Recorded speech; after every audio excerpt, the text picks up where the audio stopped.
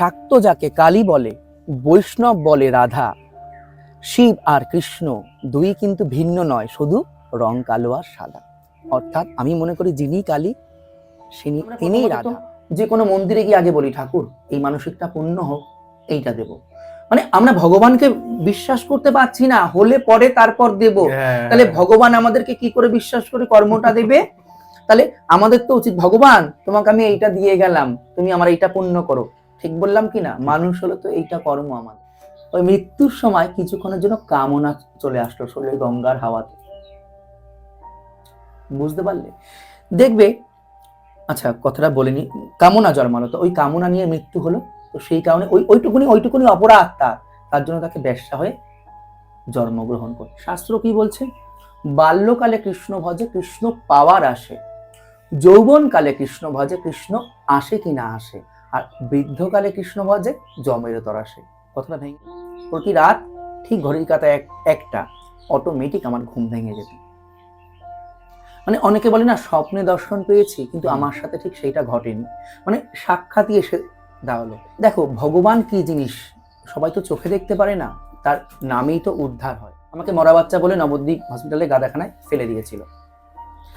ফেলে দেওয়ার পর সেখান থেকে তো জানে মৃত, কিন্তু সেই সময় আমার বড় জেঠু ওই গাদাখানা থেকে তুলে নিয়ে এসছে, দেখি চেষ্টা করে বাঁচানো যায় কিনা। তো নমস্কার বন্ধুরা, কেকে পডকাস্ট আমাদের আবার স্বাগত জানাই। বুঝতেই পারছেন মাতৃ মন্দিরে আছি, এবং থাম্বনেল দেখেছেন, কিছুটা ইন্ট্রোটাও দেখে নিয়েছেন, ডোন্ট মিসে, যে আমরা কি বিষয় এবং কোথায় এসেছি। নবদ্বীপে এসেছি।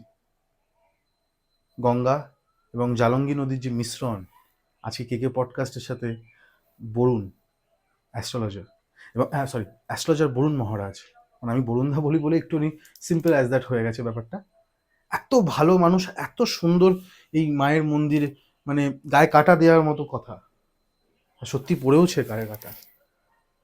পুরো পডকাস্টটা দেখতে হবে। পুরো পডকাস্টে এত ভালোভাবে আমাদের বরুণদা এক্সপ্লেন করছে যে মন্দির কিভাবে হয়েছে, অ্যাস্ট্রোলজি কি, কালসর্প দোষ, মাঙ্গলিক কি, মানে এটাকে নিয়ে যে মানুষ এখন ভয় পাচ্ছে, সত্যি কি সেটাই না? তার কাছে আসলে আমরা কিভাবে হেল্প পেতে পারি, পুরো পডকাস্টটা কিন্তু দেখতে হবে, বুঝতে হবে, ভালোবাসতে হবে। এবং এই আমরা যেখানে আছি সেটা আপনারা মনে মনে ভাবছেন যে কিভাবে যাব, তুমি তো নিজে চলে গেছো, তার জন্য ডেসক্রিপশানে দেখতে হবে। এবং যদি আপনি গুগলে লেখেন অ্যাস্ট্রোলজার বরুণ মহারাজের বাড়ি, বা যদি সার্চ করেন আপনার লোকেশন পেয়ে যাবেন। আসতে হবে, একটু সার্চ করতে হবে, না হলে তো আমি আছি। বরুণদা যেভাবে আমাদের সাথে কন্ট্যাক্ট করে, যে নাম্বারটা, সেই নাম্বারে দেখতেই পাচ্ছেন ব্লিঙ্ক করছে, আমাকে ফোন করুন, আমি সব ডিটেলস পাঠিয়ে দেবো আপনাদেরকে। আসুন।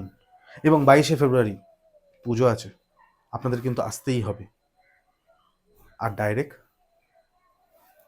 বরুণদার কাছে।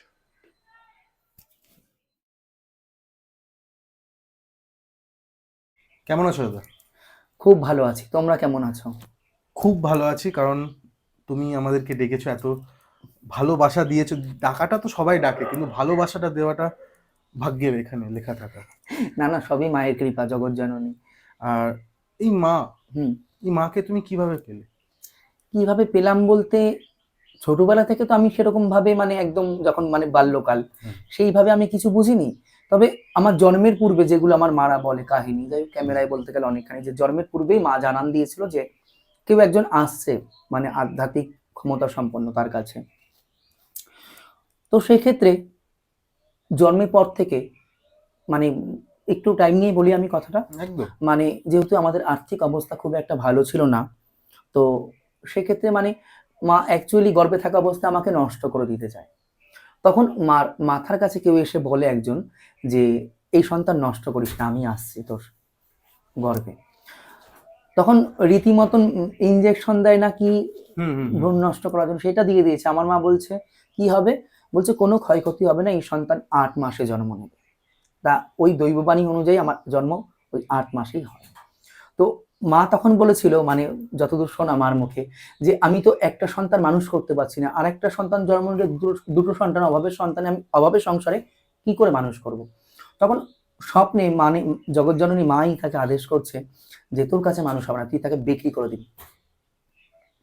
যখন জন্ম হলাম 1 মাস কেটে গেল, যতই হোক মা তো, খাক না খাক যাক, সব মাই চাইবে সন্তান আমার নিজের কাছে থাক বা নিজের কোলে থাক। মা তো বিক্রি করছে না। তা এমন সময় এমনই একটা বড় রোগ হলো, যতদূর মা বাবাদের মুখে শোনা, আমাকে মরা বাচ্চা বলে নবদ্বীপ হসপিটালে গাদাখানায় ফেলে দিয়েছিল। ফেলে দেওয়ার পর সেখান থেকে তো জানে মৃত, কিন্তু সেই সময় আমার বড় জেঠু ওই গাদাখানা থেকে তুলে নিয়ে এসছে, দেখি চেষ্টা করে বাঁচানো যায় কিনা। তা হসপিটাল থেকে নিয়ে গিয়ে জেঠুর এক ডাক্তার বন্ধু ছিল, সেখানে ভর্তি করা, চাঁদপুর নবদ্বীপ থেকে পাশেই, বর্ধমান ডিস্ট্রিক্ট পড়ছে ওটা। তো ওই ডাক্তারবাবু বলে, আমিও বলছি মরে গেছে, তাও শেষ চেষ্টা করছি। তো যখন ওই ডাক্তারবাবু ট্রিটমেন্ট শুরু করে, রাত 12টা-1টা আমি মানে অটোমেটিক জ্ঞান আসে, মানে মরা বাচ্চা বেঁচে উঠেছি। তা যাই হোক সুস্থ হলাম, সেখান থেকে আমার মা নিয়ে চলে আসে। তখন কেবল আমার মার কাছে আদেশ হচ্ছে দৈববাণী, স্বপ্নে বা যাই হোক, এটা মা জানেন সমস্ত কিছু, যে এই সন্তান রাখতে পারবি না, বিক্রি করে দে। তাও বিক্রি করছে না। আরেকদিন আবার পুরো খিচুড়ির মতন উঠে যাই যাই অবস্থা। তখন আমরা যেখানে ভাড়া ছিলাম, আগে তো নিজস্ব বাড়ি ছিল না, তো ওখানে একটা মায়ের মন্দির ছিল, অর্থাৎ এলোকসী মা। ওই মায়ের মন্দির খুব জাগ্রত, বাংলাদেশের ঢাকা থেকে তাদেরও পুজো হচ্ছে। ও মা কালীর মন্দিরে নিয়ে ফেলে দেয় আমাকে মা, যে মা তোমার সন্তান, তোমার যদি ইচ্ছা হয় তুমি রাখো, নালে মেরে ফেলো। দেখো ভগবান কি জিনিস সবাই তো চোখে দেখতে পারে না, তার নামেই তো উদ্ধার হয়। তা বললে অনেকেই ভাববে কি গল্প কথা, কিন্তু যার সাথে যা ঘটে সেই বোঝে। তখন দৈববাণী হচ্ছে, সেই দৈববাণী আমার মা আর ওই বাসন্তী মা, যিনি ওই মন্দিরের ছিল সাধিকা ব্রহ্মচারিণী, উনি শুনতে পাচ্ছেন। বলছে এই সন্তান বিক্রি করে দে। সেখান থেকে এক দৈববাণী হচ্ছে, মানে মা কালীর মন্দির থেকে। তখন ওই বাসন্তী মা আমার মাকে বলছে যে এই সন্তান রাখতে পারবে না, মা যখন আদেশ দিচ্ছে তুমি বিক্রি করে দাও। সেই টাইমে আমার জেঠিমা, মানে যার কাছে আমি মানুষ হয়েছি, উনিও ওই মন্দিরে উপস্থিত ছিল, বলছে এই সন্তান আমি কিনে নেব। মানে জানি না, হয়তো ঈশ্বরের ইচ্ছা, মায়ের ইচ্ছা, আমার মারও মনে হলো এনার কাছে দিলে আমার সন্তান সুস্থ সবল থাকবে, 5 পয়সা দিয়ে আমাকে বিক্রি করে দেয়। ওই 1 মাস বয়স থেকে ওই জেঠিমাই জানতাম আমার মা। তো ওইখানে মানে কি বলবো, থাকার পর থেকে আমি ধীরে ধীরে ধীরে ধীরে সুস্থ হই, এবং 12 বছর বয়স পর্যন্ত ওনার কাছে আমি মানুষ হই। মায়ের আদেশ ছিল যে 12 বছর বয়স হওয়ার পর তোর সন্তান তোর কাছে ফিরে আসবে। যথারীতি ফিরেও আসি। আর যেই বাড়িতে আমার মা ভাড়া ছিল, সেই বাড়িতেও বিরাট মনসা মন্দির, নাম করা নবদ্বীপ ধামের মধ্যে। তো মা মনসার প্রতি একটা ভক্তি আলাদাই ছিল আমার। এইবার দেখো, যদি বলো মা মনসাকে, মা কালীকে, মা শীতলাকে, আমার কাছে সবাই এক, মা তো মা। ধরো তোমার মা আমার মা, মা তো শব্দ অর্থ একটাই, মায়ের তো কোনো বিকল্প হয় না, তাই না? তো যাই হোক, তো যখন আর কি ওই বাড়িতে আর কি ইয়ে করলাম, যে মনসা মায়ের প্রতি আমার একখানা আলাদাই টান। তো সেখান থেকেই মানে অল্প করেই বলছি, নাহলে অনেকখানি টাইম লেগে যাবে। মানে সাক্ষাৎ মা মনসা দেবী, কোনো স্বপ্নে নয় কিন্তু, প্রতি রাত ঠিক ঘড়ির কাঁটায় একটা অটোমেটিক আমার ঘুম ভেঙে যেত। মানে অনেকে বলে না স্বপ্নে দর্শন পেয়েছি, কিন্তু আমার সাথে ঠিক সেইটা ঘটেনি, মানে সাক্ষাৎই এসে দাঁড়ালো। এবার প্রশ্ন থাকছে, অনেকেই কিন্তু কমেন্ট করতে পারে কত বড় সাধক, রামকৃষ্ণ পায়নি, বামদেব পায়নি, উনি মায়ের দর্শন পেল। দেখো, যদি আমরা হিন্দু ধর্মে গীতাকে মানি, গীতা শাস্ত্র, তাহলে কিন্তু শ্রীকৃষ্ণ ভগবান কি বলেছেন, আমাদের কিন্তু এক জনমেই শেষ নয়। তাহলে আমরা কত জনম ধরে যে সাধনা করে আসছি আমরা তো কেউ জানি না। হয়তো আমারও পূর্বজন্মের সাধনা ছিল, যোগ যোগ যোগ যোগ, যাই জন্য বাল্যকাল থেকে এসেছে। কারণ শাস্ত্র কি বলছে, বাল্যকালে কৃষ্ণ ভজে কৃষ্ণ পাওয়ার আসে, যৌবনকালে কৃষ্ণ ভজে কৃষ্ণ আসে কি না আসে, আর বৃদ্ধকালে কৃষ্ণ ভজে জমের তর আসে। কথাটা ভেঙে দিই, মানে যারা বাল্যকাল থেকেই ভগবানকে ভালোবাসছেন, সত্যি তারা অন্তর থেকে ভালোবাসছেন, মানে কৃষ্ণ পাওয়ার আশেই বাসছেন। অনেকে দেখবে বলবে কি, যে না এখন দীক্ষা মন্ত্র দেব না, স্বামী স্ত্রীর একসাথে নিতে হয়, তাহলে যৌবনকালে হয়ে গেল কৃষ্ণ ভজা। তাই তো, তখন যখন মন্ত্র জপ করছে, স্বামী হয়তো স্ত্রীকে বলবে কি গো খাবারটা হয়েছে দাও তাড়াতাড়ি, তাহলে কৃষ্ণ ভজা কোথায় হলো? তাহলে যৌবনকালে কৃষ্ণ ভজা কৃষ্ণ হয়ে আসে কি না আসে, অর্থাৎ স্বামীর দিকে একবার মন, বা সংসারের দিকে আরেকবার মন, আরেকবার ভগবানের দিকে, কৃষ্ণ আসবে না। তাই তো। আর বৃদ্ধকালে কৃষ্ণ ভজে যমরে তোর আসে। অনেকের মুখে শুনবে এখন এনজয় করে নি, বয়সকালে গিয়ে করব, বলে না? আচ্ছা, তীর্থ কি বয়সকালে হয়? কখনোই তো সম্ভব নয়। হয় তখন তোমার শরীরের জোর নেই, শেষকালে গিয়ে ভগবানকে ডাকবো, এটা কখনো হয়? হয় না। আমি একদিন গীতার একটা অধ্যায় পড়ছিলাম, আমার মনে নেই শ্লোকটা সংস্কৃতটা কি, মানে যতখানি আমার মনে আসছে আমি বলছি, কারণ নিত্য গীতা পাঠ আমি করি, এবং হয়তো অনেক সময় গীতা পাঠ করি বাংলাতেই করি, কোনো সময় মানে বুঝি, আবার কোনো সময় বুঝি না, আবার এক এক সময় এমন একটা কথা চলে আসে পড়তে পড়তে খুব মন দিয়ে ভাবি কথাটার মধ্যে ভগবান কি বলছেন। কারণ জীবনের জন্ম থেকে মৃত্যু সমস্ত প্রশ্নের উত্তর একমাত্র কিন্তু গীতাতেই পাওয়া যায়। ঠিক বললাম তো? এবং যে কোনো পেজ আমরা যদি একবার না দেখেও যদি খুলি, সেখানে কিছু না কিছু এমন একটা জিনিস লেখা থাকবে যেটা আমাদের জীবনের সাথে খুব ওতপ্রোতভাবে জড়িত। একদম একদম। তো যাই হোক, যে কথা বলছিলাম, হ্যাঁ, তো আমি গীতার মধ্যে পেলাম যে ভগবান শ্রীকৃষ্ণ বলছেন যে জন্ম জন্মান্তর ধরে যারা সাধনা করে আসছে না, তো তারা বাল্যকালেই আবার তাদের সেই চেতনা চলে আসে। কোনো না কোনো অপরাধের কারণে হয়তো তাকে আবার জন্ম নিতে হয়েছে, মানব জন্ম। কারণ কোনো না কোনো অপরাধ তো আমরাও করেছি বা করছি প্রতিনিয়ত। অপরাধ তো মানে কৃষ্ণকেও ছাড়েনি, মানে উনি যে পাপ করেছিলেন আগের জন্মে, সেটা গান্ধারী অভিশাপ দিয়েছিল হ্যাঁ, সেটা যে তো ছাড়েনি। তোমার যদু বংশ ধ্বংস হয়ে হ্যাঁ, যাবে, হ্যাঁ, হয়েছিল। হয়েছিল। এবং আগের জন্মে যে তার একটা রাম হয়েছিলেন, তিনি হ্যাঁ হ্যাঁ রাম হয়ে যে বালিকে হ্যাঁ। পেছন দিয়ে তীর মারে, সেটার অভিশাপও তিনি কর্মফল তো এমন জিনিস, অনেকেই মানে যারা কিছু নাস্তিক মানুষ আছে, তুমি অ্যাস্ট্রোলজার, তুমি তান্ত্রিক, তোমার লাইফে এটা ঘটলো কেন, অনেকেই প্রশ্ন করে। তুমি বড় লোক না কেন? আচ্ছা, এবার আমি বলি, রামচন্দ্র 14 বছর তাহলে বনবাসে কেন কাটালেন? উনিও তো স্বয়ং ভগবান। মহাপ্রভুর প্রথম স্ত্রী লক্ষ্মীপ্রিয়া দেবী মারা গেল কেন? এই প্রশ্নের গুলো উত্তরগুলো কোথায় পাবো আমরা, তাই তো? তাহলে এইগুলো হলো বিষয়বস্তু। তো কর্মফল, আরেকটা আমার ঘটনা মনে আসলো। একজন সাধক প্রতিদিন গঙ্গা স্নানে যান। তো এক মানে কি বলবো, কি বলে এদেরকে, মানে যারা পতিতার কাজ করে, ব্যবসা বা এরকম কিছু, যাই হোক, যাই বলে, তো ওরকম নারী প্রতিদিনই সাধুকে ডাকে আর বলে, সাধু জপ করো, তপ করো, মৃত্যুর সময় হুঁশিয়ার থেকো। আর সাধুকে বলে, একবার আসো আমার ঘরে। সাধু ভাবে, আমি এত বড় সাধক মানুষ, আর ওই যদি বেশ্যার ঘরে আমি যাই, লোকে কি বলবে? আর ও একটা বেশ্যা মেয়ে হয়ে আমাকে প্রতিদিন কেন বলছে জপ করো, তপ করো, সাধু মৃত্যুর সময় হুঁশিয়ার থেকো। সাধুর একদিন মনে জেদ চাপলো যে আমি আজকে ওর থেকে উত্তর খুঁজবো যে কেন প্রতিদিন এই কথা বলে। সাধু গেছে, তখন অল্পতে বলছি, ঘটনাগুলো বলতে গেলে অনেকখানি। তো তখন ওই বেশ্যা সাধুকে বলছে, বাবা চিনতে পারছিস আমাকে? বলছে, না, তুমি তো বেশ্যা। তখন উনি যতই বেশ্যা হোক, পূর্বজন্মে যে সাধিকা ছিল, ওনার একটা শক্তি রয়েছে, পাওয়ার যতই হোক, উনি ওনার মাথায় হাত দিল। তখন সমস্ত ঘটনা সাধুর মনে পড়তে লাগলো। উনি কিন্তু ওনার গুরুমা ছিল, অর্থাৎ উনি এত বড় মাপের সাধিকা ছিল যে ওনার মৃত্যুর সময় কখন উনি কিন্তু জানতেন, আর উনি ছিল ওনার শিষ্য পূর্বজন্মে। তাই জন্য ওকে বলছিল জপ করো, তপ করো, মৃত্যুর সময় হুঁশিয়ার থেকো। কারণ ওই গুরুমা যখন মানে দেহ ত্যাগ করবেন, সব শিষ্যদের বললেন, আজ আমি সন্ধেবেলা দেহ ত্যাগ করব, আমাকে প্রত্যেক শিষ্যরা মিলে গঙ্গার পারে শুয়ে দিবি, গঙ্গার মানে ওই জলের পাশে আমি দেহ ত্যাগ করব। তা অলরেডি স্বাভাবিক, যখন গুরুমা আদেশ দিয়েছেন, তিনি ব্রহ্মচারিণী, তো শিষ্যরা তাকে গঙ্গার পারে শুয়ে দিল। দেখবে গঙ্গার পারে বসে না সন্ধ্যেবেলা একটা হালকা মৃদু হাওয়া আসে। হ্যাঁ, তো ওই গুরুমা ওই মৃত্যুর সময় কিছুক্ষণের জন্য কামনা চলে আসলো শরীরে গঙ্গার হাওয়াতে। বুঝতে পারলে? দেখবে, আচ্ছা কথাটা বলিনি, কামনা জন্মালো, তো ওই কামনা নিয়ে মৃত্যু হলো। তো সেই কারণে ওইটুকুনি অপরাধ তার জন্য তাকে বেশ্যা হয়ে জন্মগ্রহণ করতে হলো। তাহলে এই যে বলে, সবসময় ভগবানের নাম মুখে রাখো, মানে তুমি যেই কর্মই করো না কেন, ভগবানের নাম মুখে রাখো, তাহলে কিন্তু তোমার সব পাপ খণ্ডাবে। অর্থাৎ দেখো, আমরা যা কিছু করব, মানে ভোগ বাসনা করলে সেটাও মৃত্যুর সময় স্মরণ আসবে, আর ভগবানের যদি নাম করি মৃত্যুর সময় হরে কৃষ্ণ স্মরণে আসবে।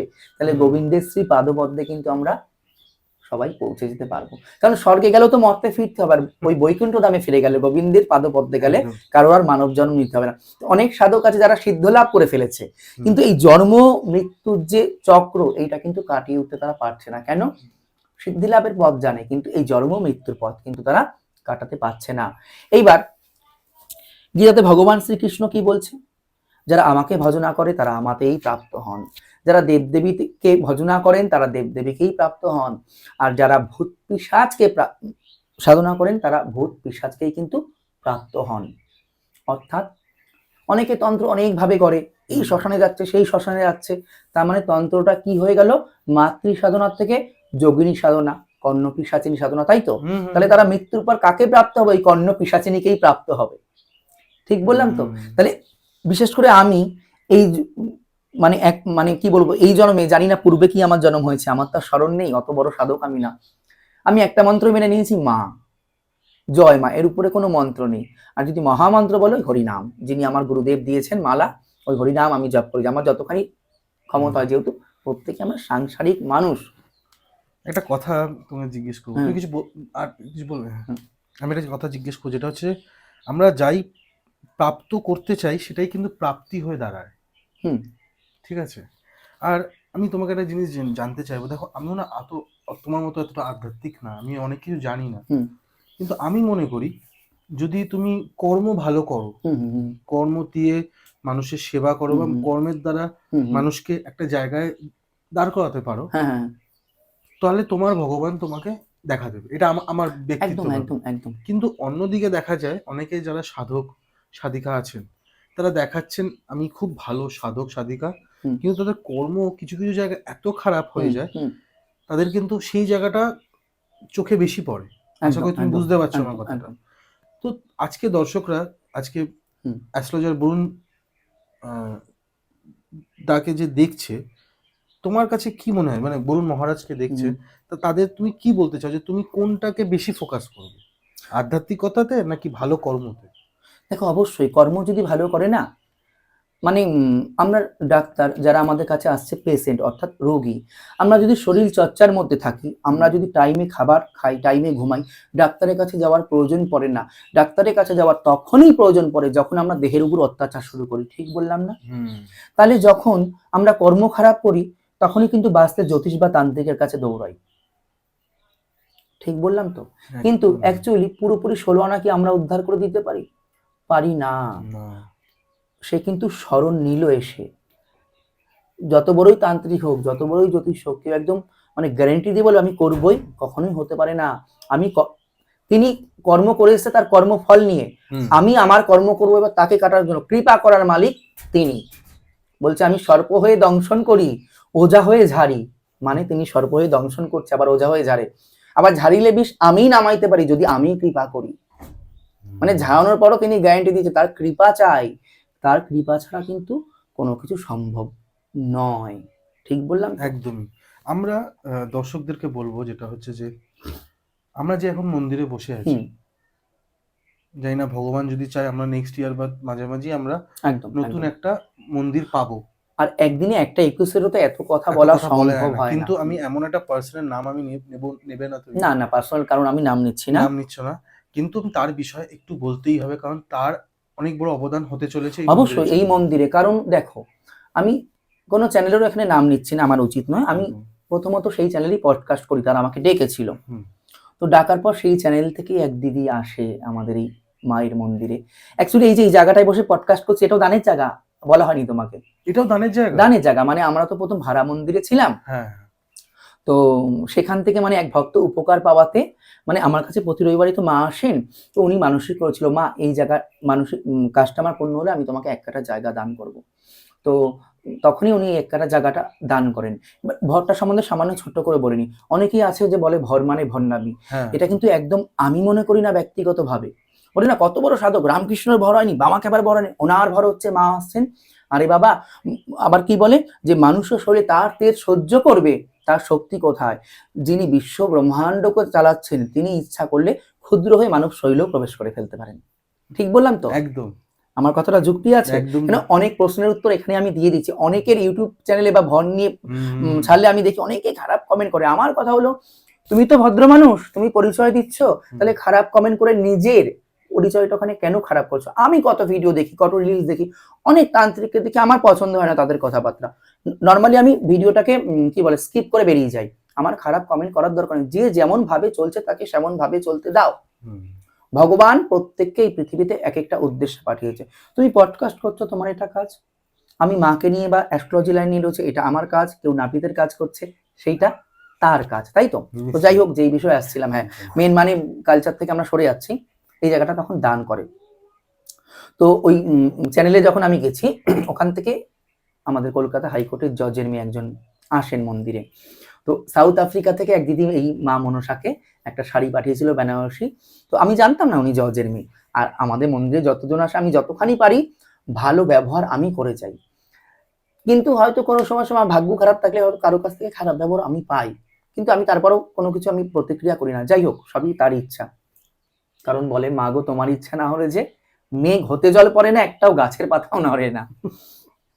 তো ওই দিদির ইচ্ছা হলো যে একটা মাকে বেনারসি পরাবো। উনি পরের দিনে গিয়ে কেনার পর মানে সাক্ষাৎ মা ওনাকে দাঁড়িয়ে বলছে, আরে তুই যে কিনলি ওখানে তো আমার গরমে কষ্ট হবে, টিনের চাল যেহেতু, এইটুকুনি জাস্ট। উনি তো এসিতে ঘুমিয়েছিল, তো উনি ভাবলো মা সাক্ষাৎ ওখানে বসে রয়েছেন।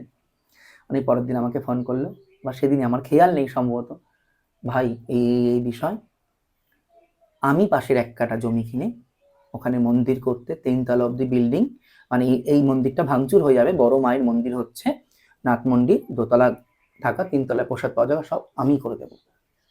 মায়ের ইচ্ছা, সব কার মাধ্যমে কি নেবেন। দেখবে আমরা প্রথমত তো যে কোনো মন্দিরে গিয়ে আগে বলি ঠাকুর এই মানসিকটা পূর্ণ হোক, এইটা দেব। মানে আমরা ভগবানকে বিশ্বাস করতে পারছি না, হলে পরে তারপর দেব।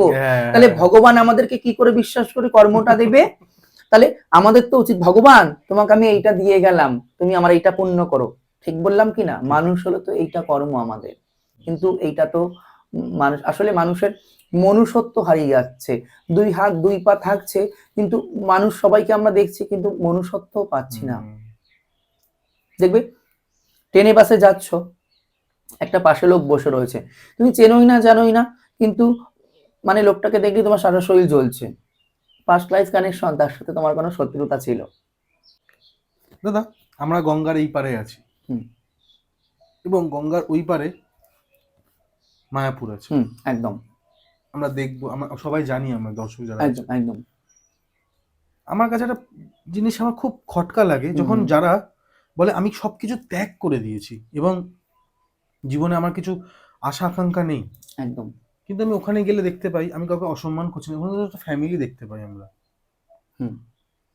তোমার কাছে পার্সোনালি ত্যাগ মানে কি?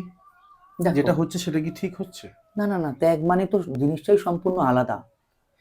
আমি কিন্তু ভক্তি মতে ত্যাগ বলছি। আমি বুঝতে পারছি ত্যাগের জিনিসটাই আমার যতদূর জানা, হয়তো আমিও শাস্ত্র সম্বন্ধে একদম তো সব জেনে ফেলেছি এমনটাও তো হতে পারে না। যে কোনো শাস্ত্রের সমুদ্র, জানাই জনম জনম মানে সাধনা করতে হবে। ত্যাগ মানে তো আমি এইটুকুনি মনে করি যে ভিক্ষারণ্য একবারিতেই ভিক্ষা করবে, জুটলে জুটলো, না জুটলে না জুটলো, ওইটুকুনি মানে সেবা দিয়ে খালি ভগবানের নাম জপে যাওয়া সারাদিন, এটাই হলো ত্যাগ, ঈশ্বরকে ডাকা। এদিকে দেখাচ্ছি আমি ধর্ম প্রতিষ্ঠান চালাচ্ছি বা হরিনামে মালা জপ করছি বা তিলক, যাই হোক যে যার মতে, এদিকে ব্যাংক ব্যালেন্স এত এত এত এত করতে থাকছে। এটাকে কি ত্যাগ হলো না ভগবান সাধন হলো? এই প্রশ্ন আবার আমি রাখলাম। ঠিক আছে, তোমার মনে হয় মাঝে মাঝে এগুলোকে একটা অন্যরকম দিকে নিয়ে মানুষ নিয়ে যাচ্ছে? আজকালকার দিনে সবকিছু আর্টিফিশিয়াল হয়ে যাচ্ছে। একদম। দেখো ভগবান সাধনা তো মানে অ্যাকচুয়ালি কোথায় হয়? মনে, বনে, কোণে, অর্থাৎ মনে মনে ভগবান সাধনা, বনে অর্থাৎ জঙ্গলে ভগবান সাধনা, কোণে ঘরের কোণে ভগবান সাধনা। ভগবানকে আমরা সবাই বা প্রত্যেকেই, কেউ অন্ন রান্না করে দিচ্ছে বা কোথাও বা মাছের মাথা দিয়ে ভোগ দিচ্ছে, আমরা কেউ খেতে দেখেছি? দেখেনি তো। ভগবান যদি খেত মানুষ দিত? দিত না। তাহলে কি প্রশ্ন রাখলে আরেকবার বলো। ত্যাগ, হ্যাঁ হ্যাঁ ব্যাপারটা বলছি। তাহলে এই যে এক মুষ্টি অন্ন, ভিক্ষার অন্ন, ভগবানকে সেবা দিয়ে ওইটুকুনি নিয়ে সারাদিন নাম জপ করবো, এটাই ত্যাগ আমার মতে বলে। আমি কারণ এই মন্ত্র পড়ছে, সে এই মন্ত্র পড়ছে, কলিযুগে কি মহামন্ত্রের উপরে কোনো কিছু আছে কেউ বলতে পারবে? আমি একটা পডকাস্টে দেখছিলাম, বলছে দেখো আমিও কিন্তু শক্তির আরাধনা করি একদম, কিন্তু এই যে আমাদের মা মনসা দেবী, আমাদের গোবিন্দের পুজো হয়, সেই প্রসাদটা মা মনসা দেবীকে দেওয়া হয়, আলাদা করে মায়ের কোনো ভোগ হয় না, জবা ফুল দিয়ে নিবেদন হয় না, তুলসীর প্রসাদটাই, তিনি যে স্বয়ং বৈষ্ণবী, যিনি ভগবতী তিনি বিশ্বহরি। আচ্ছা, তাহলে প্রশ্নটা আবার আমি বারবার ঘুরিয়ে ফেলছি। মানে তুমি একটা জিনিস হচ্ছে কি হতো, তুমি গোলাচ্ছ না, তুমি ভেতরে গভীরে ঢুকতে চাইছো। ব্যাপারটা হচ্ছে আমি যখনই তোমাকে বলছি ত্যাগের ব্যাপারটা, তুমি এতটাই জীবনে তুমি ত্যাগ করে ফেলেছো না এত কিছু, যার জন্য কি তোমার কাছে না ওর ডেফিনেশনটা তোমার সেইভাবে বেরোচ্ছে না। আমি জানি এটা অফ দ্য ক্যামেরা আমরা অনেক একদম, কিছু একদম। বিষয়ে কথা বলেছি, তোমার এই মন্দির পাওয়া বা মন্দিরকে এত জাগ্রত করার পেছনে যে এতটা পরিশ্রম আছে তোমার কাছে, আমার জীবনে দেখো ছোটবেলা থেকেই কিন্তু বহুত এত যুদ্ধ। ত্যাগ করেছো তুমি, হ্যাঁ, হ্যাঁ, হ্যাঁ। তার জন্য তোমার কাছে না ত্যাগটা ত্যাগ নেই। না, এই যে এই মন্দির করার জন্য যখন উনি জায়গাটা দান করলো, হ্যাঁ হ্যাঁ মানে আমি ভিক্ষা করেছি রীতিমতন। বিশ্বাস করবো না, কেউ 1টা টাকাও দিয়েছে, আমি তাই খুশি মনে নিয়ে চলে এসেছি। আমি তাই খুশি মনে নিয়ে চলে এসেছি যে মাকে ভালোবেসে দিয়েছে। আমার মনটাই এরকম।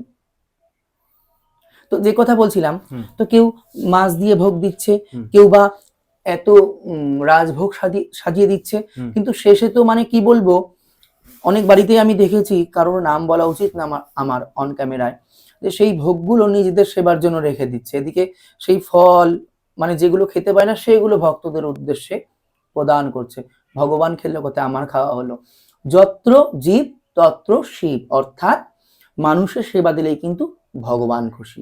এই যে আমাদের মন্দিরে বাৎসরিক পুজোর সময় অবশ্যই ইনভাইট করবো, এসো। একদম একদম। মানে এই যে মন্দিরটা না, আমাদের নিজস্ব মন্দির, কিন্তু মানে কি বলবো, মানে সবার হাতে ছেড়ে দিই, তোমরা তোমাদের মতন করো, কোনো বাধা নেই এখানে, বা তোমরা এসেও বুঝতে পেরেছো আমাদের হুম হুম বাড়িতে, হুম হুম নিজের মতন থাকো, খাও, এরকম। কারণ আমি মরলে পঞ্চভূতের দেহ অগ্নি পৃথিবী বায়ু জল বোমা, তাতেই মিশে যাব, কোনো অহংকার করে লাভ নেই এখানে। হুম, হুম। আপনাদেরকেও বলছি ফেব্রুয়ারি মাসে তোমাদের এইবার 22শে ফেব্রুয়ারি 22শে ফেব্রুয়ারি বলেছে। আপনাদেরকেও বলে রাখলাম। এবার ঢুকবো দাদার প্রফেশন হিসাবে, হ্যাঁ, কারণ নাম্বারটা তো চলছেই বাদিকে। একদম, একদম। এবং তোমাকে জানতে চাইবো দাদা, তুমি মন্দিরে তো তুমি কাজ হুম, করছো হুম, বা মন্দিরকে তুমি আরো প্রতিষ্ঠা করার চেষ্টা একদম, রয়েছে, একদম। তার সাথে সাথে তোমার একটা প্রফেশন জ্যোতিষী তুমি। অ্যাস্ট্রোলজার, একদম। এই জ্যোতিষী প্রফেশনে কেন এলে, বা কিভাবে তুমি এটাকে চুজ দেখো, করেছো? হ্যাঁ, একদম, একদম। যদি বলো এই আধ্যাত্মিকতা, এটা তো আমার জন্মগতই, সবই শোনালাম আমি। যদি বলো অ্যাস্ট্রোলজি, দেখো এইটা তো একটা বিদ্যা। হুম জ্যোতিষকে বলা হচ্ছে বেদের চক্ষু, হুম তাই তো? এটা আমার গুরুধরই শেখা, আচার্য শ্রী সুমন চন্দ্র, আমার গুরুজি। ওনার থেকে আমি সম্পূর্ণ জ্যোতিষ পুঙ্খানুপুঙ্খানুভাবে শেখা। হুম। মানে ওনার কাছ দিয়ে তুমি পুরোটাই গ্রহণ করেছো, আর তুমি একদম। বৈদিক অ্যাস্ট্রোলজি করো? হ্যাঁ, পুরোপুরি বৈদিক, বাহ। পুরোপুরি বৈদিক। আহ, ভাগ আছে তো জ্যোতিষের হ্যাঁ, মধ্যে, জ্যোতিষে অনেকগুলো ভাগ কেপি আছে, আছে, আমি কেপি আমি আছে, না, আমি করিনি গো। বৈদিক আছে, নারী আছে। আমি করিনি ওগুলো, আমি বৈদিকই বৈদিক করেছি, করো যেটা সত্যি কথা, অন ক্যামেরা আমি সেটাই বলবো। একদমই। এবার দাদা আমরা অন্য একটা পজিশনে আমরা যাব, যেটা হচ্ছে গঙ্গার পার। হ্যাঁ, তারপর তো আমার দর্শকরা দেখতেই পাবে কোথায় কোথায় আমরা গেছি। একদম, একদম, তাহলে নিশ্চয়ই, আমরা চলে নিশ্চয়ই। তাহলে গঙ্গার পাড়ে যেতেই পারি। একদম, একদম। আমরা তো এখন গঙ্গার পাড়ে। হুম। কিছুক্ষণ আগে আমরা মাতৃ, যেখানে তোমার একদম, নিজস্ব মন্দির, মা মনসা এত জাগ্রত মন্দির, একদম। কত মানুষ আসে সেখানে, সেই প্রচুর বিষয় মানুষ। বিষয় নিয়ে কথা হলো। এবার আমরা বসে আছি গঙ্গার পাড়ে, হুম। এবং এই নবদ্বীপ জায়গাটা কিন্তু শ্রী চৈতন্য মহাপ্রভুর একটা একদম, জন্মস্থান। জন্মস্থান।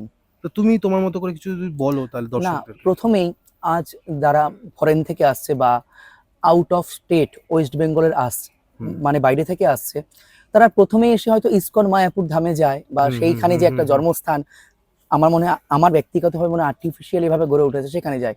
কিন্তু চৈতন্য চরিত্রামৃত, যেটা পুরনো গ্রন্থ, হুম হুম। সেখানে কিন্তু লেখা আছে, নবদ্বীপ হেন গ্রাম ত্রিভুবনে নাই, যাহা অবতীর্ণ হইল আমার চৈতন্য গোসাই। তাহলে নবদ্বীপ ধামটাই কিন্তু লেখা রয়েছে, হুম। কিন্তু সেই নবদ্বীপই কিন্তু আস্তে আস্তে আস্তে আস্তে কিন্তু সময়ের সাথে কিন্তু মানে বলতে গেলে সবাই হারিয়ে ফেলছে এই নবদ্বীপকে। দূর থেকে যারা আসছে, মায়াপুর, কিন্তু এই যে নবদ্বীপ এত সুন্দর জায়গা, এই জায়গাটাকেই কিন্তু ভুলে যাচ্ছে। এবং নবদ্বীপের কিন্তু মানে আমরা যদি নবদ্বীপ ধামে, আজকে আমরা নবদ্বীপ ধামে নেমে এসেছি, একদম, যখন আমরা টোটো করে আসছিলাম, তোমার দাদাও আছেন তোমার সাথে একদম। কাজ করে, তিনি আমি বলছি যে 4টে স্টেশন নিয়ে নবদ্বীপ। 4টে স্টেশন নিয়ে, একদম, একদম। মানে এই এই ব্যাপারটা একটু রাখবে দাদা, না, কি কি অবশ্যই স্টেশন? যারা দূর থেকে আসছে নবদ্বীপ ধামে নামছে, হুম হুম কারণ নর্থ বেঙ্গলে যত ট্রেন যাচ্ছে, সমস্ত ট্রেন তো আর মানে সমস্ত স্টেশনে দাঁড়াচ্ছে না, হুম নবদ্বীপ ধামেই দাঁড়াচ্ছে। হুম এবার যারা দূরপাল্লার লোক রয়েছে, তারা নবদ্বীপ ধামেই নামছে। কিন্তু যদি লোকাল ট্রেনে করে আসা হয়, সেক্ষেত্রে বলবো বিষ্ণুপ্রিয়া ধাম। হুম আমাদের কিন্তু কাছের যারা লোক রয়েছে, মানে নবদ্বীপ হুম হুম ধামবাসী, এদের হুম। জন্য কিন্তু বিষ্ণুপ্রিয়া হল্ট খুব কাছে। তারপরে রয়েছে ওইদিকে কালীনগর, আর এদিকে যদি বলি, আগে ছিল কৃষ্ণনগর, হুম, এখন তো সম্ভবত আমঘাটা বা এরকম কিছু একটা হয়ে গেছে স্টেশন। ওকে হ্যাঁ, 4টে স্টেশনই পড়ছে নবদ্বীপ ধামের। ওকে হ্যাঁ, ওকে। এবার দাদা তোমার একটু কাজের নিয়ে আসি, তুমি একটু বৈষ্ণব তন্ত্র হিসাবে কাজ করো, অবশ্যই। এবং তুমি একজন অ্যাস্ট্রোলজার। অ্যাস্ট্রোলজার। এটা দুটোর আলাদা আলাদা মনে হয় না? না, আমি একটা কথাই মনে করি, একটা কথা আমি মানি মনে প্রাণে, শাক্ত যাকে কালী বলে, বৈষ্ণব বলে রাধা, শিব আর কৃষ্ণ দুই কিন্তু ভিন্ন নয়, শুধু রং কালো আর সাদা। অর্থাৎ আমি মনে করি যিনি কালী তিনিই রাধা। কারণ যখন রাধা কৃষ্ণের লীলা হচ্ছিল, আদ্যাশক্তি, যোগমায়া, আদ্যাশক্তি, মহামায়া, এদের ছাড়া কিন্তু শ্রীকৃষ্ণের লীলা কিন্তু সম্ভব হয়নি। অর্থাৎ যিনি কালী তিনিই রাধা, আমার মতে এটা। কিন্তু আমরা যখনই কালীকে বা কালী মাকে পেতে চেয়েছি, তখন সবসময় আমরা শক্তিকে দেখেছি, এবং শক্তির প্রয়োগ কিন্তু কোনো না কোনো ভাবে না চাইতেও রক্তের একটা তার দরকার পড়ে। না অবশ্যই, দেখো এবার কালী পুজো তো এক একজন এক এক ভাবে করে। যেখানে তন্ত্র মতে হচ্ছে সেখানে ছাগ বলি। আচ্ছা, ছাগ বলি বলতে আমার মনে হয়, বা শাস্ত্র জানি না শাস্ত্রটাকে নিয়ে কি কিভাবে করছে, এখানে ছাগ বলি বলতে বলা হয়েছে কাম, ক্রোধ, লোভ, মোহ, মদ, মাৎসর্য, সর রিপুকে বলি দাও। তার মানে এই নয় যে একটা ছাগলকে নিয়ে বা একটা মহিষকে নিয়ে বলি দিয়ে দাও, কারণ তিনি তো জগৎ মাতা, তাই তো? তাহলে কোনো মা চাইবে না আমার সামনে আমার সন্তানের হত্যা হোক। তিনি একটা মানে কি বলবো, নরকের কীটকেও তিনি সৃষ্টি করেছেন, আমাদেরও তিনি মাতা, কুকুরেরও মাতা, গরুরও মাতা। তাহলে তিনি কি করে মা হয়ে চাইবেন যে সন্তানের রক্তে তিনি পূজিত হতে? ঠিক বললাম তো? তবে যেখানে বৈষ্ণব মতেও কিন্তু কালী পুজো হয়, সেখানে কিন্তু কোনো সুরা বা মদ দেওয়া হয় না। সেখানে কিন্তু মাকে সেবা হিসেবে ডাবের জল দিয়ে কিন্তু পুজো করা হয়ে আসছে। আর তিনি তো গোবিন্দের প্রসাদ পাওয়ার জন্য সর্বসময় মানে কাঙ্ক্ষিত হয়ে রয়েছেন যে কতক্ষণে আমি গোবিন্দের প্রসাদ পাবো। আচ্ছা, শিবকে বলছে পরম বৈষ্ণব।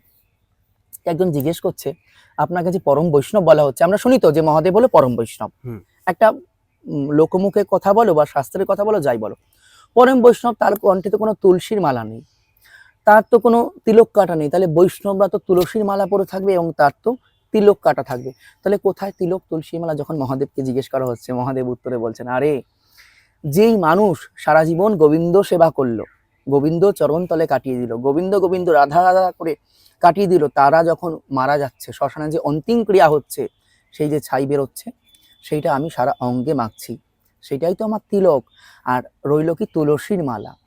এই যে সেই মানুষগুলো যে মারা যাচ্ছে, মহাদেবের গলায় আমরা কি দেখতে পাচ্ছি? নরমুন্ডি বা কঙ্কালের হার, তাই তো? সেই তো আমার তুলসী।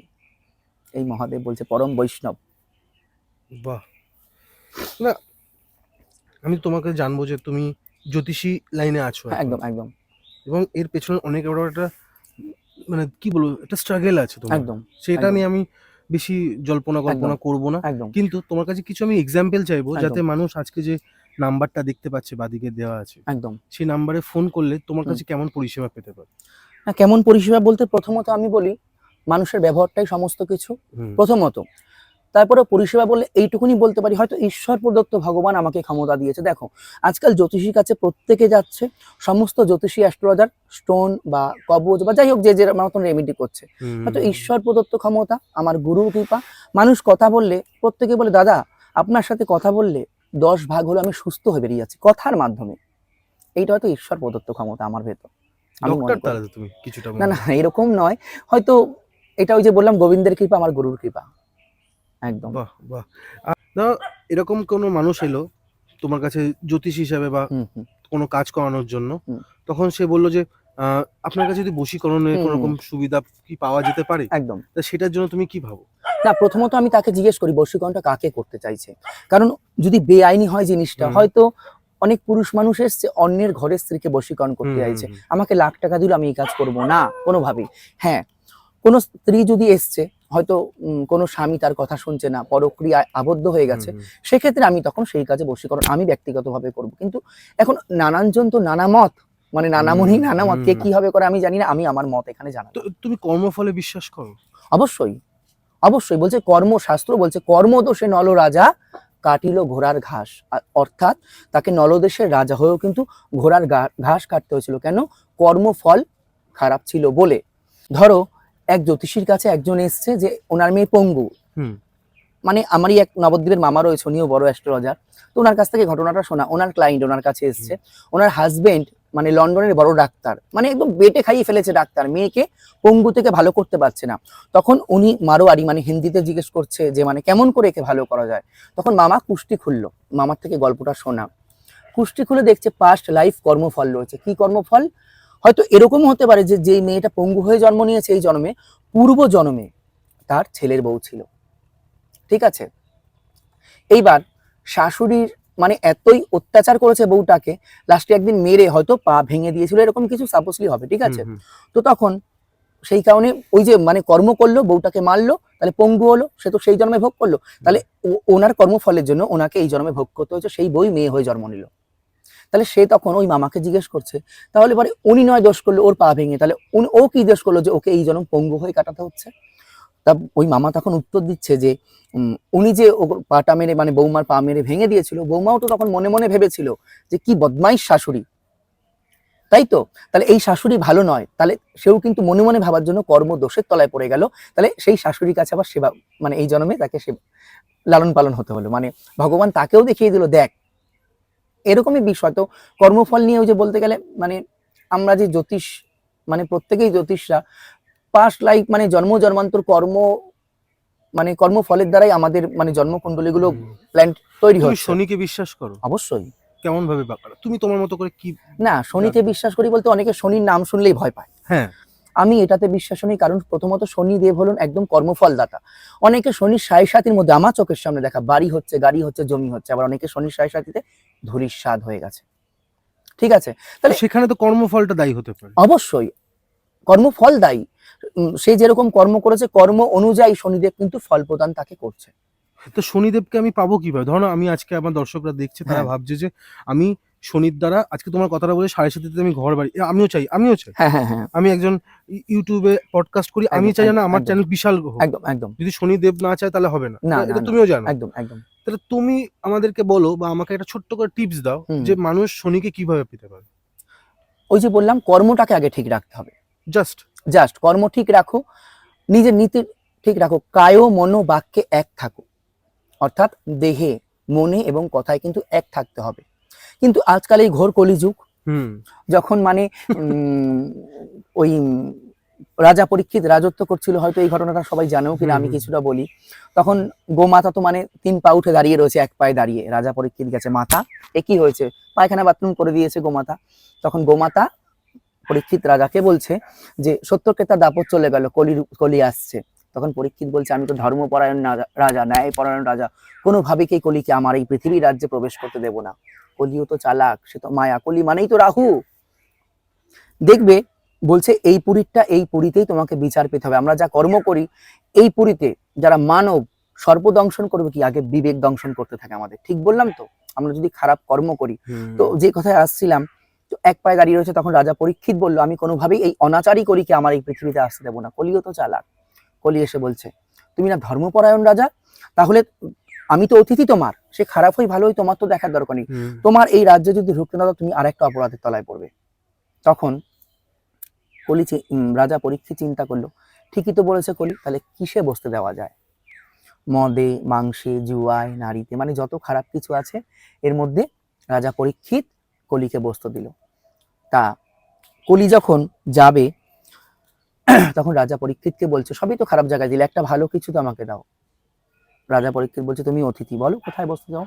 বলতে তোমার মাথার ওই মুকুটটাতে বসতে চাই একদিনের জন্য, মানে থাকতে চাই, বাস করতে চাই। রাজা পরীক্ষিত ভুলে গেছিল যে ওই মুকুটটা ছিল স্বর্ণের, অর্থাৎ সোনার। তাহলে দেখবে সোনার গয়না করতে গেলে খাত ছাড়া কিন্তু হয় না, সেখানেও কলি প্রবেশ করে রয়েছে। যতক্ষণ তুলসীর মালা কেউ পরে থাকবে তার মনে কতক্ষণ অহংকার হবে না, সে একটা ব্যক্তিকে কিন্তু নরম ভাব, শান্ত ভাব কথা বলবে। কিন্তু যখনই কারো শরীরে আমাদের সোনা ঢুকে যাবে কি হবে, তখন কলি ঢুকে গেল, কলির প্রবেশ হলো, ঠিক বললাম তো? আমি সব, কিন্তু এইটা বোঝে না, কলির কাল, রাহুর কাল এমন, মানে সেকেন্ডের মধ্যে ভগবান ধূলিসাৎ করে দেবে সমস্ত কিছু। কর্মফল এমনই জিনিস। তুমি রাহু নিয়ে বলছো, এবং রাহুতে তুমি বললে যে সুরাপানের কথা, কারণের ব্যাপারে বলছিল। এবং আমি দেখেছি এবং শুনি বলে যারা যে একটু টাকা পয়সা হলে না এটা খাওয়াটা দরকার। শুনেছো এটা কথাগুলো? না হ্যাঁ অবশ্যই লোকেরা বলে যে না খেলে না একটু স্ট্যাটাসটা মেইনটেইন হচ্ছে না। দেখো এইটা তো যার যার ব্যক্তিগত বিষয়, না ব্যক্তিগত, আমি প্রশ্নটা শেষ করলাম না। তোমার কি মনে হয় যখন ভগবান বা রাহু বা শনি আমাকে দিচ্ছে, আমি কি সেখানে মেনটেন করা উচিত কি না? অবশ্যই অবশ্যই। একটু মানে একটু ডলামলা হলে একটু অসুবিধা হয়। টলমল হলে অবশ্যই অসুবিধা। আমি যদি মানে মন থেকে টলমল হয়ে পড়ি, ভগবান সময় আবার আমাকে টলমল করে দেবেন। এটা কালের নিয়ম, যেমন কর্ম করবো ফল পেতেই হবে 100%। কর্মফল থেকে কেউ বঞ্চিত যাবে না। অনেকে আছে, ধরো আমি বলছি যে কর্ম, আমরা প্রত্যেকেই যে আমরা মানে একদম 100%ই ভালো কাজ করছি এমনটা নয়। কারণ আমি শ্রী গুরু সঙ্গের দীক্ষিত শ্রী শ্রী দুর্গাবর্ষণ পরমহংসদেব, মানে ওনার বইয়ে পেয়েছি আমি, বলছি এই যে আমরা রান্না করছি, একটা পোকা এসে পড়ে যাচ্ছে আমাদের অজান্তে, এটাকে বলা হচ্ছে পঞ্চশোনা পাপ। তাহলে ওখানেও কিন্তু আমরা একটা অপরাধের তলায় পড়লাম। তোমাকে আমি একটা কটু বাক্য বললাম, বাক্য হলো বানের সমান, তোমার বুকে গিয়ে বাঁধলো, এখানেও একটা অপরাধের তলায় পড়লাম। তাই তো অনেকে দেখবে জীবনভর বলে আমি তো সারা জীবন লোকের মঙ্গল করে আসলাম, তাহলে আমার সাথে এরকম হচ্ছে কেন? দুই চোখকে একভাবে তারা দেখছে, কিন্তু দুই চোখকে দুই ভাবে দেখা দরকার। আচ্ছা, কারো ভালো করতে গিয়ে ওই ব্যক্তিটার আবার খারাপ করে দিয়ে নিতাম, ঠিক বললাম তো? তাহলে ওখানেও তো কর্মফলের তলায় আমরা পড়ে গেলাম, ঠিক বললাম কিনা? আমরা বলি আমি তো ভালো করেই এসেছি, সারা জীবন ভালো করেই এসেছি, কিন্তু ওনার তো ভালো করলাম, অপর ব্যক্তির হয়তো ক্ষতি হয়ে গেছে, এই জন্য ওখানেও কর্মফলে কাটালাম। হ্যাঁ, তবে কর্মফল আমরা করেছি, কিন্তু কর্মফলের মানে এই কর্মফল যে নিয়ে সারা জীবন ভোগ করব এইটা নয়। কর্মফলের দাস নয় কিন্তু আমরা কেউ, কর্মফলও কাটানো যায়, কর্মফলও কাটানো যায়। কি করে? কলিযুগের ভগবান শ্রী চৈতন্য মহাপ্রভু উনি বলে গেছেন, হরে নাম হরে নাম হরে নামৈব কেবলম কলৌ নাস্তেব নাস্তেব নাস্তেব গোত্রে নাথায়। অর্থাৎ এই কলিযুগে যদি কেউ 16 নাম 32 অক্ষর সারাদিন মন প্রাণ ভরে করতে থাকে, কর্মফল অটোমেটিক কেটে যাবে। তাই তো? বাহ, মানে আজকে তোমার সাথে যে কথা বলছি এবং একটা ওয়েদারটাও একটা অন্যরকম। আমি দেবগুরু বৃহস্পতিকে নিয়ে কথা বলতে চাইবো তোমাকে। তোমার অবশ্যই অবশ্যই আমার জানতে চাইবো।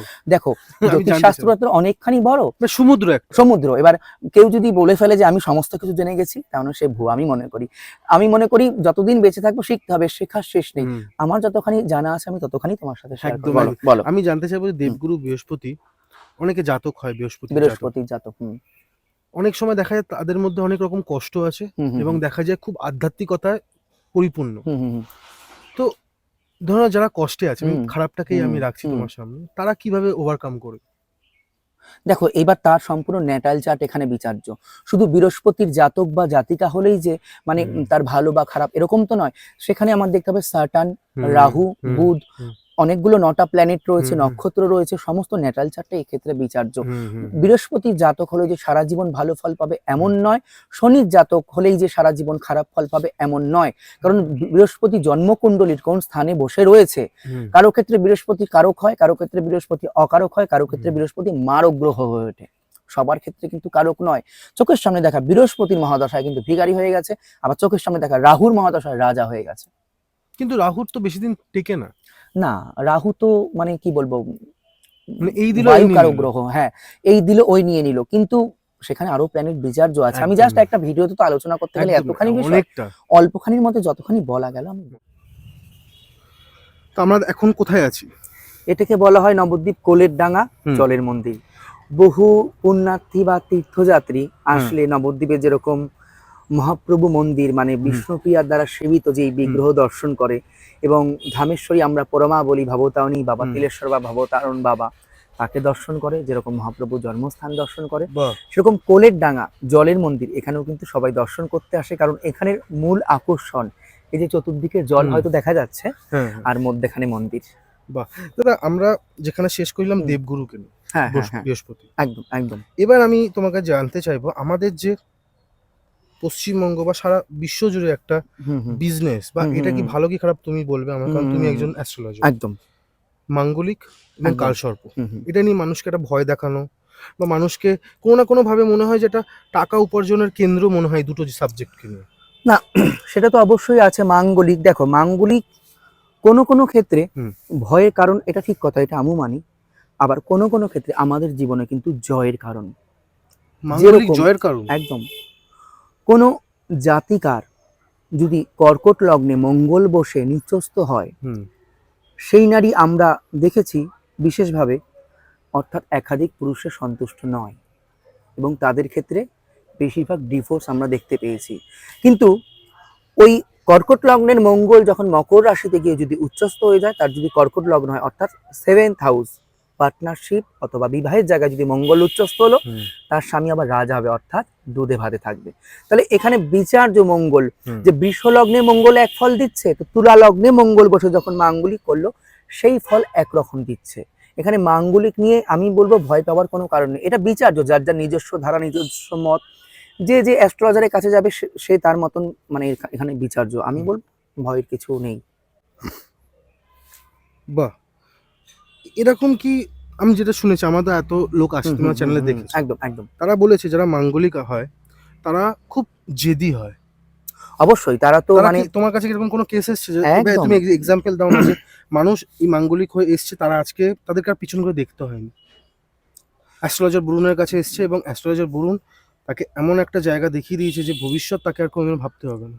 না, এরকম তো এসছে। এবার দেখো, বহু ক্লায়েন্ট আসে, হুম, যেহেতু হয়তো তুমিও জানো বা যারা দর্শকরা দেখছে অনেকেই জানে, যেহেতু আমার একটা নিজস্ব পেজ রয়েছে ফেসবুকে, হুম, হুম, হুম, হুম, অ্যাস্ট্রোলজার বরুণ মহারাজ নামে, তাই তো? একদমই। তো এবার সারাদিন তো বহু ক্লায়েন্ট বা বহু কল আসে।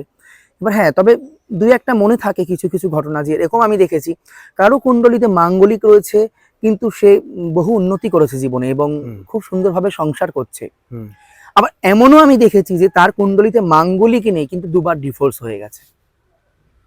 মাঙ্গলিকের ক্ষেত্রে এই যে ডিভোর্স হবে এরকমটা নয়, অনেক অনেক ক্ষেত্রে আমি দেখেছি যাদের জন্মকুণ্ডলিতে গুরু চণ্ডাল দোষ রয়েছে, অর্থাৎ রাহু বৃহস্পতিযুক্ত, বা রাহু তার সপ্তম দৃষ্টি দেবগুরু বৃহস্পতির উপর ফেলেছে, সেখানেই তৈরি হলো হুম, গুরু চণ্ডাল দোষ, তাদের ক্ষেত্রেও দেখা গেছে ডিভোর্স হয়ে গেছে। কি বলবে তুমি? আবার এমনও দেখেছি অনেকে কাল সর্পদোষটাকে নিয়ে ভয় পায়, হুম, কিন্তু হুম, আমার নিজের চোখের সামনে দেখা জন্মকুণ্ডলী করে দেখতে পাচ্ছি পূর্ণ কাল সর্পদোষ রয়েছে, হুম। কিন্তু সেই ব্যক্তি 10 জনের মধ্যে একজন হয়ে গেছে। এরকম আমার চোখের সামনে দেখা। তাহলে মাঙ্গলিক, কাল সর্প, পুনর্ফু, এই দোষগুলো নিয়ে অযথা ভয় করার কোনো যুক্তি নেই, আমি মনে করি, আমার ব্যক্তিগত মতামত। আজকে যদি অ্যাস্ট্রোলজার বরুণ মহারাজকে হুম হুম খুঁজতে হয়, হুম হুম, বাদিকে তো নাম্বার আছেই, একদম একদম, ঠিক আছে, সেখানে নিশ্চয়ই। মানুষ তোমাকে নেবে, কিন্তু কোথায় কোথায় চেম্বার আছে বা আচ্ছা তুমি আচ্ছা, এখন বর্তমানে দেখো কিভাবে আমার কাজ করছো কোথায় বর্তমান কোথায়? মানে যদি বলো, আমার তো নবদ্বীপ ধামেই বাড়ি। একদম, আমার এসছিও নবদ্বীপ ধামে। নবদ্বীপ ধামে, হ্যাঁ হ্যাঁ, কারণ এর আগে হয়তো যারা দেখছে অনেকেই দেখেছে, আমি হুম, অন্যান্য চ্যানেলও পডকাস্ট করেছি। নবদ্বীপ ধাম বা বিষ্ণুপ্রিয়া স্টেশনে নেমে হুম, প্রাচীন মায়াপুর বাজার বলতে হবে, টোটোতে প্রাচীন হুম, মায়াপুর বাজারে নামলো, নেমে টাওয়ারে মাঠে মনসা মন্দির বলে হুম, যে কেউ আমাদের বাড়ি দেখিয়ে দেয়। মায়ের মন্দির নিয়ে তো আগেই বলে একদমই, নিয়েছি ভিডিওর একদমই। প্রথমে। আর যদি বলো চেম্বারের কথা, আমার যেরকম মালদা, বহরমপুর, এই একদম। দুই জায়গায় চেম্বার রয়েছে। ওদিকে আপাতত কলকাতায়? কলকাতা বাগবাজার সঞ্জীবনী নার্সিংহোমের সামনে ওকে। আমি বসছি একদম। আর ওইদিকে রয়েছে মেচেদা। তবে খুব শিগগিরই শিলিগুড়ি, কোচবিহার এবং রায়গঞ্জ, এই 3টে জায়গা আমার করার খুব ইচ্ছা রয়েছে। অনলাইনে কি তুমি প্রেডিকশন বা অনলাইনে তুমি মানুষ, অনলাইনে একদম একদম তাহলে আমি মানুষ করে তাহলে আসছি। মানুষ তাহলে তোমার নাম্বার দেখে তোমাকে তো ফোন করলে অনলাইনে অনেক কিছুই অনলাইনে, বলবে। হ্যাঁ, যারা আমার নাম্বার দেখে ফোন করতে চাইছে ফোন হুম, করতেই পারে। হ্যাঁ, অনলাইনে আমার তো অবশ্যই পরিষেবা হুম, আছে। যেরকম বহরমপুরের ওদিকে জাস্ট ডায়াল নামে একটা অ্যাপ রয়েছে, হুম, সম্ভবত রিলায়েন্সেরই বা কিছু হুম, কোম্পানি হুম, হবে, হুম। ওখানে অ্যাড দেওয়া রয়েছে আমার। বা অ্যাস্ট্রোস্যাজ বা অ্যাস্ট্রোসেজ বলছে, ওখানেও মানে ওই আচার্য বরুণ বলে আমি রয়েছি। বাহ। কিন্তু এই মানে এত ক্লায়েন্টের চাপে ওই অ্যাস্ট্রোসেজে আমার টাইম হচ্ছে না, যে মানে ওখানে আমি অনলাইন হই, ওখানে গিয়ে কেউ আচার্য বরুণ সার্চ করলেও আমাকে পাবো, একটাই আচার্য বরুণ, আমিই রয়েছি। আর একটা জিনিস হচ্ছে দাদা, তুমি কুষ্টি বিচার করো? একদম, জন্মকুণ্ডলী তো আমার বিচার করা কাজ। মানে পুরো একেবারে, অনেকে আছে যে এমনি পুরো সাজিয়ে দেয়, একটা খাতা বানিয়ে দেয়। হ্যাঁ হ্যাঁ, ওরকম তো করা হয়। তবে যারা ওরকম, দেখো অনেকের তো খরচা সাপেক্ষ অতখানি একদম। পেজ লিখতে গেলে আমার, কারণ এটা তো যেহেতু আমার বাই প্রফেশন, আমি তো কখনো টাকা ছাড়া করবো এটা তো সম্ভব হয়ে ওঠে না, না। না, না, না, না। তো সেক্ষেত্রে যেটা খরচা আছে আমার, সেটা দিলে আমি কুষ্টি বানিয়ে দেবো, মানে যেটা হুম, বড়। হুম, হুম, হুম।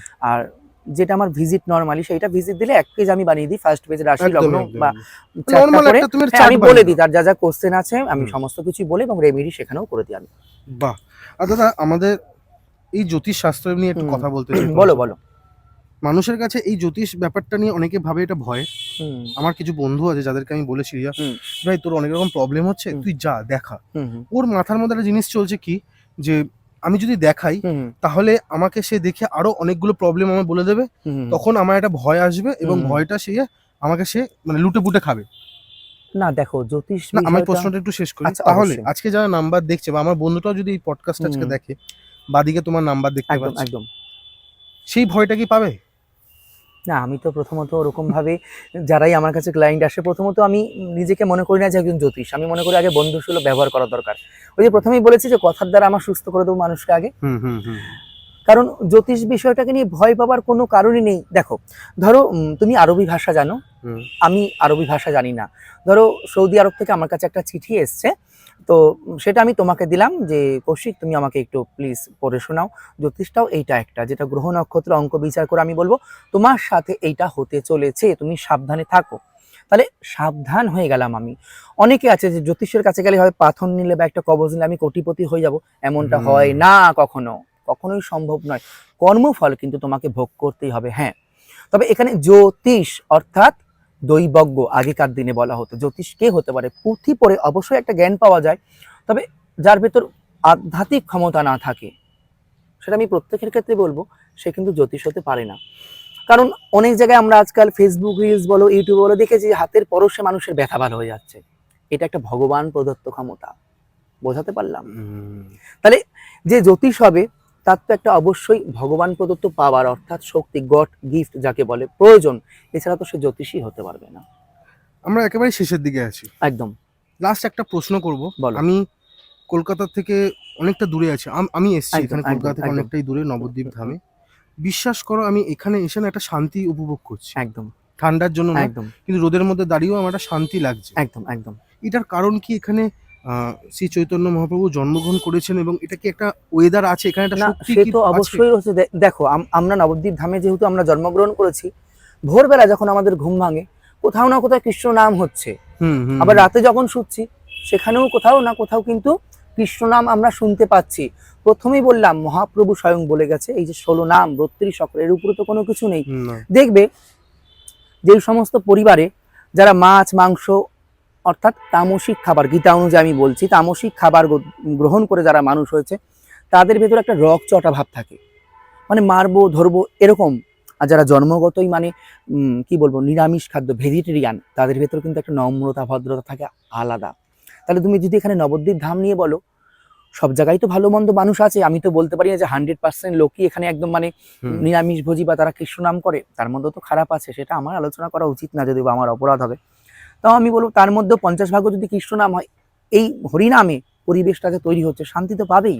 প্রথমেই তো বলেছি নবদ্বীপ হেনগ্রাম, ত্রিভুবনে নাই যাহা অবতীর্ণ হলো আমার চৈতন্য গোসাই। কৃষ্ণ চৈতন্য অর্থাৎ গোরা, মহাপ্রভুর আরেক নাম গোরা, গোবিন্দের গো আর রাধারানী হলো রা। তাহলে দাপর যুগ থেকে গোবিন্দের গো, রাধারানী রা, এই নিয়ে হলো গোরা। থ্যাংক ইউ দাদা, আমাদের আজকে এতটা সময় আমাদেরকে দেওয়ার জন্য। অনেক কথা বাকি আছে, একদম। যদি ভবিষ্যতে আমরা আবার আসি, আবারও আমরা একটা পডকাস্ট করব। নিশ্চয়ই নিশ্চয়ই। তোমার আমার সাথে প্রথম পডকাস্ট। একদম একদম। তো কে পডকাস্ট নবদ্বীপ ধামে এসেছে, একদম ঠিক আছে? একদম। মানে আমার তো খুবই ভালো লাগছে, এবং তোমরা যে এসছো মানে তাতে আমি আরো বিশেষ খুশি হয়েছি। মানে কতখানি আনন্দ আমি বোঝাতে পারবো না। মানে মিষ্টি কিরকম স্বাদ যদি বলা হয়, তো যে খায় সেই বোঝে মিষ্টির এইটা স্বাদ, লবণের এইটা স্বাদ। আমার আনন্দ লাগছে, এবার কতখানি আনন্দ এটা আমি কি মানে আমি সত্যি করে বলি, আমরা সকালবেলা এসেছি দাদার আপ্যায়ন, এবং দাদার ক্যামেরার পেছনে আমার ভাইও আছে এবং দাদারও দাদা আছে। মানে আমার সাথে যেমনি আমার ভাই, তার সাথে তার দাদা, মানে অস্বাভাবিক একটা মেলবন্ধন। এবং সকালে এসে যে আপ্যায়নটা, বিশ্বাস করুন নবদ্বীপ ধামে আপনি আসুন, দাদার সাথে দেখা করে যান। দেখুন সব জিনিস টাকা পয়সা দিয়ে না না, কখনোই নয়, অর্থ দিয়ে মানে মাতৃ মন্দির আপনারা দেখেছেন, প্রথমেই আমরা দেখিয়েছি ভিডিওতে, সেখানে অদ্ভুত শান্তি। কাকিমার মানে রান্না আমি বলবো, কাকিমা তুমি রান্না করে খাইয়েছো। দুপুরবেলা আমরা অন্যরকম খাবার ভোজন আমাদের আছে, সেটা কাকিমা করবে, কিন্তু দাদার রান্না আরো ভালো। খেয়ে যাবেন, আশা করব।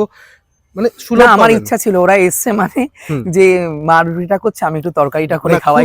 খুবই সুন্দর। জানি না কেমন হয়েছে। কিছু বলার নেই, বাদিকে নাম্বার আছে। আমি আপনাদের হোস্ট কৌশিক সেন, আজকে আমাদের দাদা বরুণ দা। ফোন করুন, ফোন করলে আপনি আপনার সমস্যাটা সমাধানটা পাবেন। বাদিকে নাম্বার আছে, কথা বলবো। আমি কেন কথা বলবো, দাদা কথা বলবে। আর কি বলবো, ক্যামেরার পেছনে কিংসুক সেন। থ্যাংক ইউ দাদা, থ্যাংক ইউ সো মাচ। আর নমস্কার দাদা। নমস্কার। নমস্কার আপনাদের।